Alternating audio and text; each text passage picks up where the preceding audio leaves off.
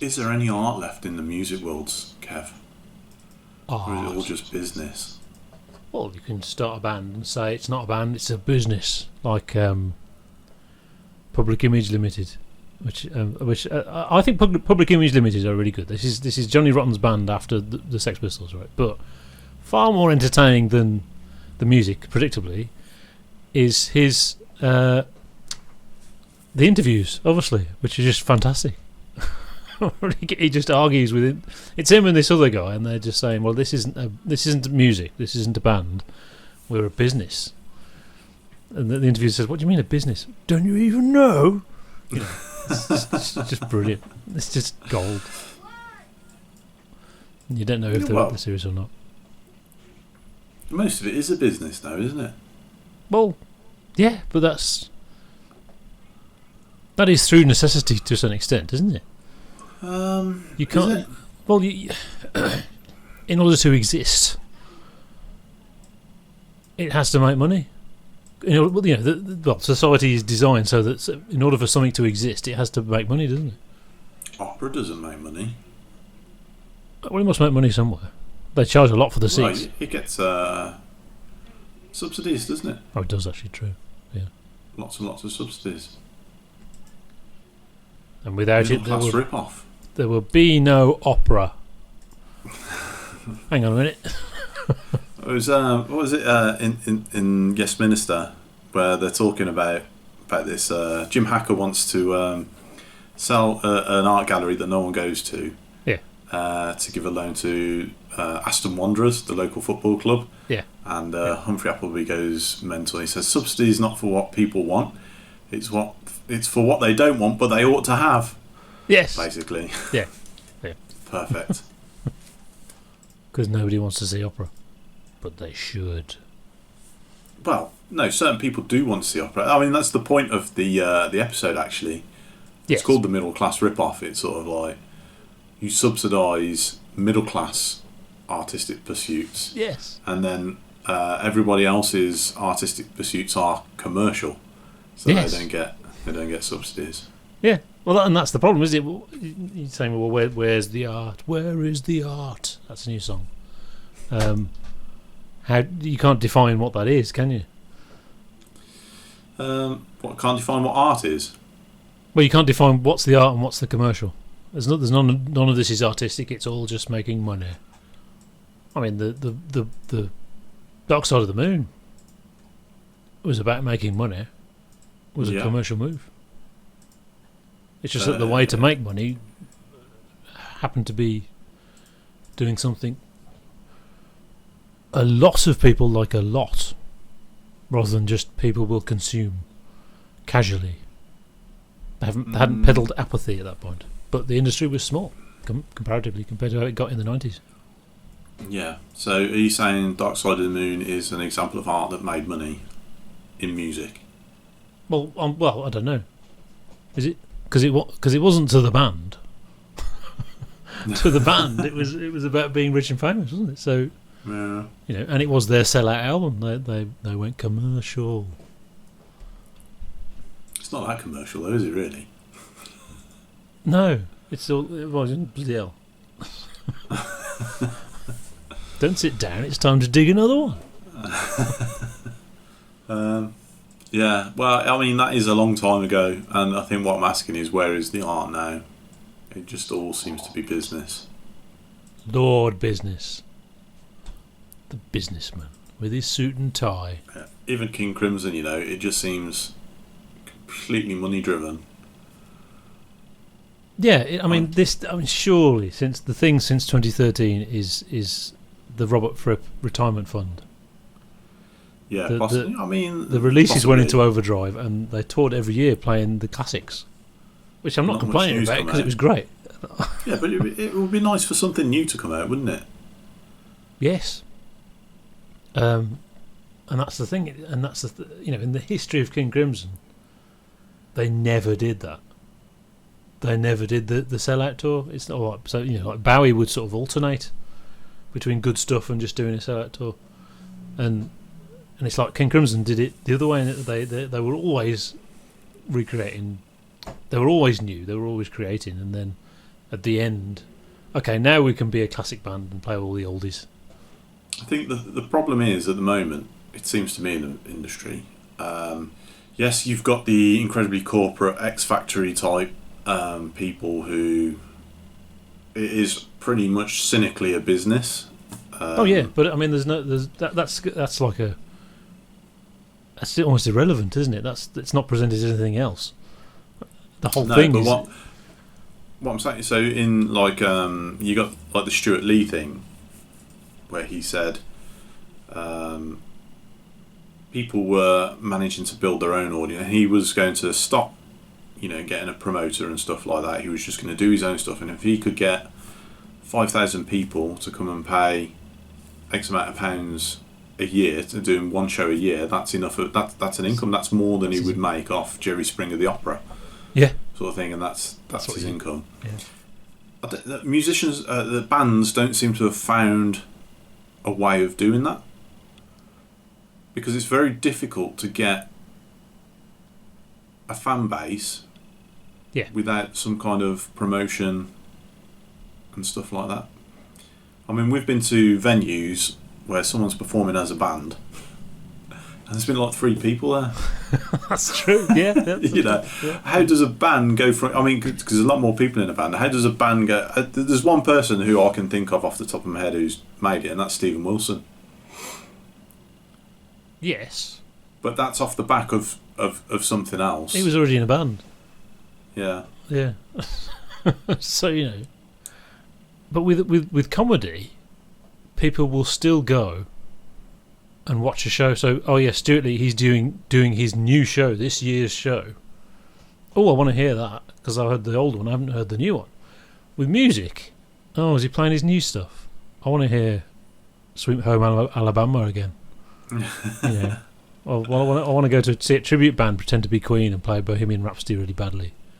More people would go and see that than a new song. Yeah, I don't know why that is. Yeah, I mean, we did say last week that rock music has finished. It's no different from someone making a new piece of Baroque music. In that it is a past era. We're just very near to it. That doesn't mean it won't be good, though. And there is loads of stuff that is good, and you have to sort of dig to find it. I almost wonder if it is a cost thing or a price thing. It's expensive going to a proper show these days. Well, that's the thing. I mean, people will complain paying, if a concert ticket is £50, that feels like a lot. That's a lot of money for a concert. You're going to want to hear. Yeah, what you want to hear. Songs that you like. And you want to be able to shout out the songs that you want to hear. But if you paid a tenner. But I mean, actually, is £50 a lot? You pay that on a meal. You pay 4 times that to go out clubbing. When I pay £50 for a meal, because not often I pay £50 for a meal, but it will be very nice. I generally get what I want, and I tell them what I want. Yeah, you order the food you want. Yeah, you don't go there and then they just stare at the floor and walk off and refuse to play an encore.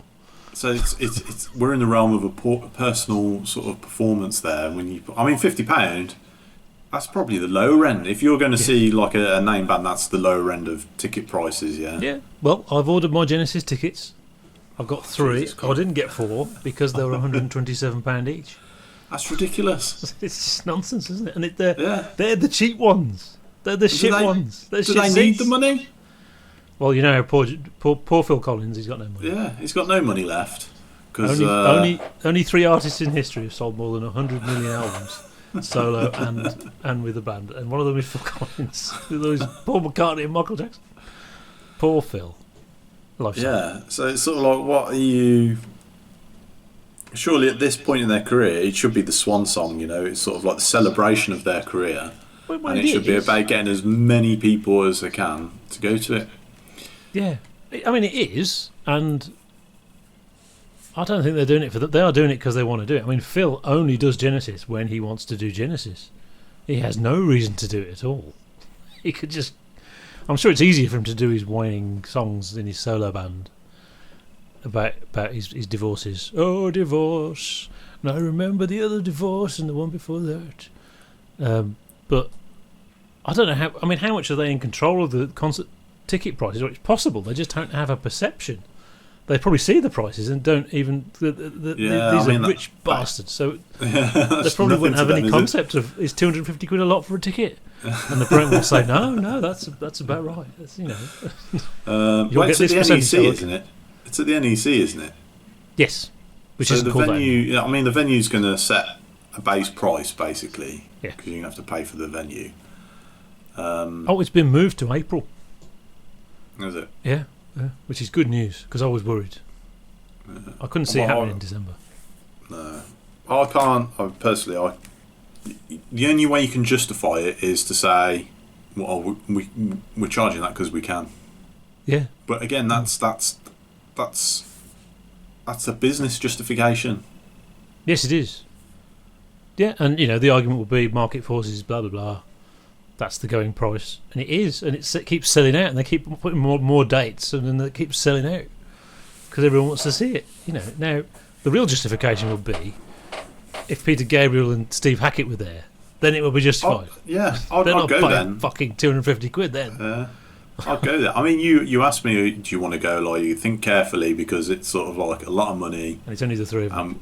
And it's only the three of them. Like, I mean, if Steve Hackett was going to be there, or Peter Gabriel, then I'd very seriously consider it. Yeah. I'd sit through the shit. Yeah. And I'd wait for whatever. There is the possibility of them coming on for an encore. I mean, I think, to be fair, they did kind of explain that would be a lot of work. Because whereas they've done this. This is actually just the next tour. They did it in 2007. They've worked out different keys and all that stuff. The only difference is Phil can't walk around, and they've got his son, who knows all the songs inside out and can play them fantastically. So it's actually easier. Whereas if getting with Peter Gabriel, who they haven't worked with since 1982, which was quite a messy show, you know, or Steve Hackett, I don't think since '82. So plus Steve Hackett would know all the songs, and the rest of them wouldn't. So what they're doing is they're charging us 125 quid for the same old crap. Yes. Yeah, I mean, there was a suggestion of playing different songs to what they played in 2007. But, I mean, in 2007, I don't think they played Abacab.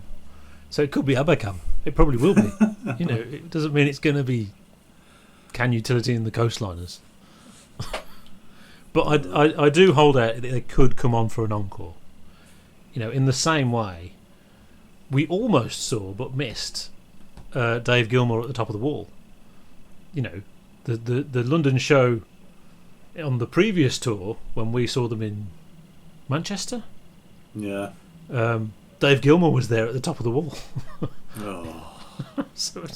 And then when we saw it in London, I felt the air of disappointment when he wasn't there, and it was comfortably numb with the other guy. It sounded the same, but you know.